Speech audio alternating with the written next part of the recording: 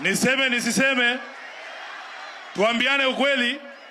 Bishop, umesema hapa hii hewa tunavuta ni bure, lakini vile hawa watu ya tangatanga wanaendelea, hii hewa haitakuwa bure kila siku.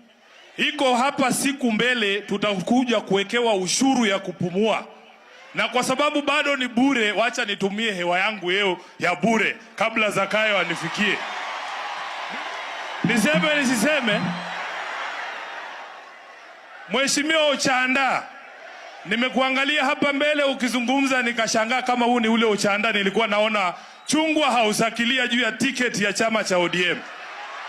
Sikutambui tena ndugu yangu, wewe umekuwa mtu tofauti sana, kwa sababu safari ya watu wa ODM, chama chetu baba amekijenga juu ya msingi ya kutetea wananchi hawa. Hawa ndio wadosi wetu hawa. Mheshimiwa Ochanda, wewe unakuja unatuambia ati tunahitaji ushuru kwa sababu ya barabara. Hiyo barabara iko wapi? Tunataka huyo ndiye atoke nje aongee akiwa kwa barabara, atusi wa Kenya jinsi ambavyo wanatusi wananchi. Yaani hii serikali imekuwa mbaya mpaka watu kama Rigathi Gachagua wanaanza kukaa kama watu wazuri. Mpaka yeye ndiye anawaambia muache kuonyesha wananchi madharau. Inawezekanaje Rigathi ndiye ana akili kwa hii serikali? Inawezekanaje?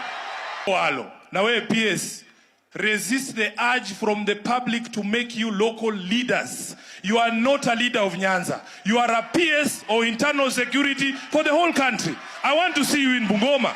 I want to see you in